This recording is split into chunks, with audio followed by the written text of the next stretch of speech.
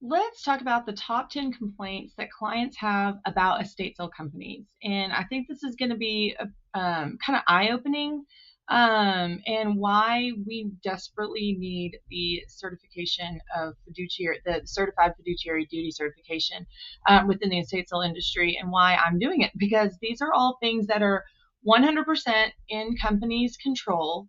They are just either these are the results of poor systems that they have in place, or non systems that they don't have in place at all, or just legitimately not taking care of your financial obligations to your client, or there's a multitude of reasons. Some of this is just incompetence, some of it is maliciousness, but some of it is just not really knowing what you're doing and not bothering to get trained. So let's go through this together. Number one, delayed or withheld payment. This is the most reported complaint across every platform. Better Business Bureau, Yelp, state attorney generals, and news investigations. Yeah, I've seen those news investigations. It's pretty disgusting. And this is why, I mean, if you're taking this course and you have chosen to take this course, this is not going to be you, but this is definitely something that you don't do. This is why it's important to have your funds separated and to be very vigilant in your accounting processes. Okay, item number two, items sold that were supposed to be off limits. Companies made big promises about ensuring off limit items would not be sold and then failed to honor them. This is tricky, I will say that. And so, but again, you have to have a system, and every family is different. And as much as you try to prevent this kind of stuff from happening in an estate sale, you have to know that it is, and that every family is a brand new family that you have to train about how you take care of stuff that is off limits. I just did a sale, I don't know, 2 months ago, where we had to empty an entire room so that they could have stuff, a place to put their own items in, because they were doing the moving at the same time as doing the estate sale. And so I created a system to where that would not be a problem, and it wasn't. Number three, items went missing or suspected theft. Whether it's buyers shoplifting the company, whether it's buyer shoplifting or the company failed to prevent, or outright theft by the company itself, clients are left with no recourse. Outright theft by the company itself. I literally just talked to a estate sales student that's actually just purchased my course yesterday. Actually, we talked, and I told her I was going to tell this story, and this is a perfect time to do that. She had done some work for an estate sale company where the guy, he would pocket the gold stuff. So if he found anything gold or silver of value, it would be smushed in tubs or taken with him before anybody even saw it again. That is just disgusting. I can't even express how disgusting that is. But that happens a lot, unfortunately, and there's no one to prove it. And this is why there's nobody that was going to watch you. And so you have to be, there's no government entity that is regulating us. That's why we have to regulate ourselves and say we're not going to do things like this. Okay, number four, items underpriced and sold for pennies. Inaccurate pricing can lead to underpricing valuable items, or overpricing common ones, resulting in lost revenue or unsold inventory. The client sees the dealer who bought grandmother's silver tea set for $40, relisting it for $400, and they're furious. I actually did talk about this, and we have a different lesson within this course, if you haven't seen it yet, and it is about ethics and conflicts of interest. And that is one of those where you can either see that the estate sale company bought something for cheaper or whatever, but underpricing valuable items or overpricing valuable items, those are both a problem. And of course, there is a level of estimation that's involved in this, but there are issues with both sides. And then overpricing common ones, pricing is a huge deal. And educating the client. If they believe that they're underpriced or sold for pennies, it's up to us to educate them on what their items are actually worth in the current market that they're in. Number five, poor or no communication throughout the process. I can totally see this. Either you get busy or whatever, but unprofessional estate sale companies fail to provide regular updates, detailed reports, or transparent communication. This lack of transparency can leave clients in the dark about the progress of the sale, the status of their items, and the final financial outcome. We definitely don't want that.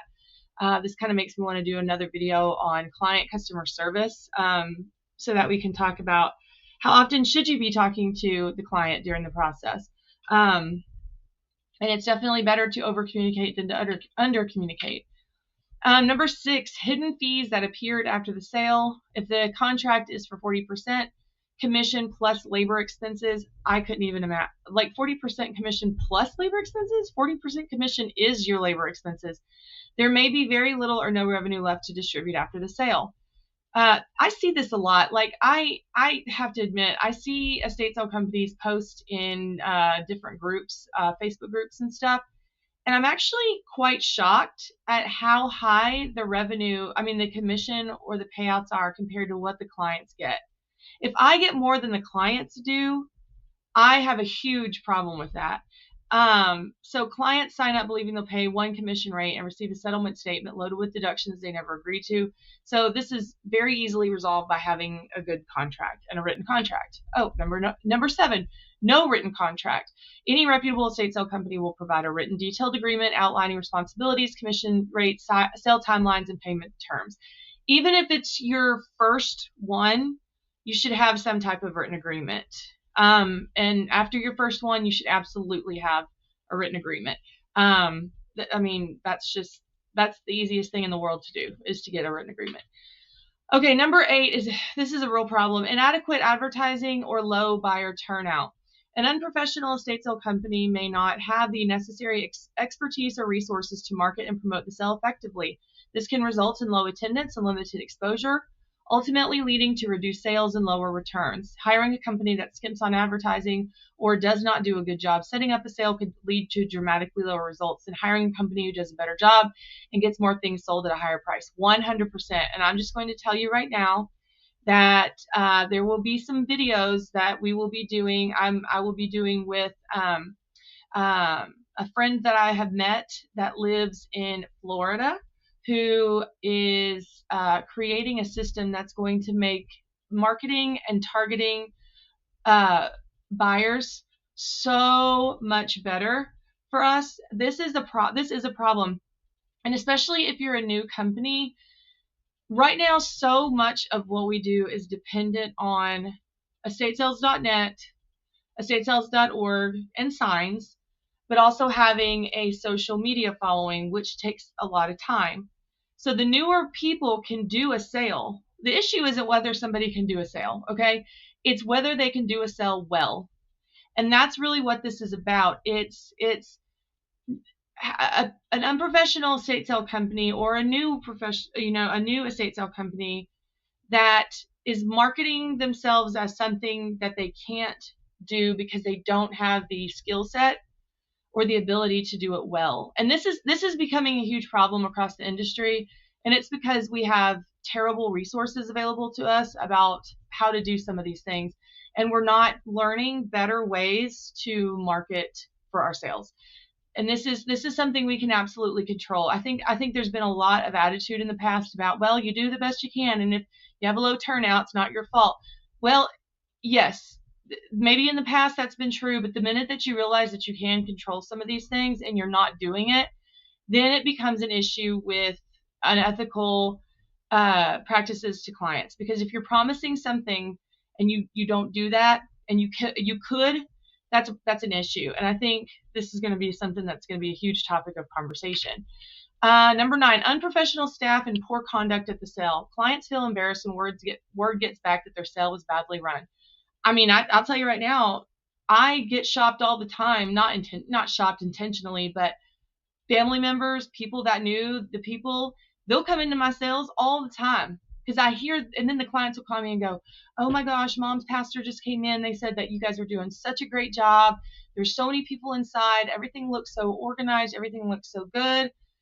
These things happen. So if someone walks into their mother's house and the staff is, being really unprofessional and not being very nice to the shoppers and everything, that's going to get back too. So I can totally see how this would be something that they complain about. And finally, number 10, clean out not completed or home not left clean. Clients are left responsible for all remaining items after the sale with no junk removal service provided, despite it being implied or verbally promised. Now, if you don't have junk removal service and you say that you don't, that's one thing. But if you imply that you can do it and then it was verbally promised, but then you don't, this is a huge point of contention as well, for people. How much do you clean, and then at what point do you start to charge? Are you responsible for the junk clean out, or do we need to hire a company? These are all questions that we discuss in other parts of training that I've got. But yes, it's definitely, if you said you were going to do it and you didn't do it, then that is a problem. So once again, these are the top 10 complaints that clients have about estate sale companies. I think these are very good ones to go over and dissect, and especially to be in a fiduciary duty training course. So yeah, this is great information, this is why we have the course in the first place.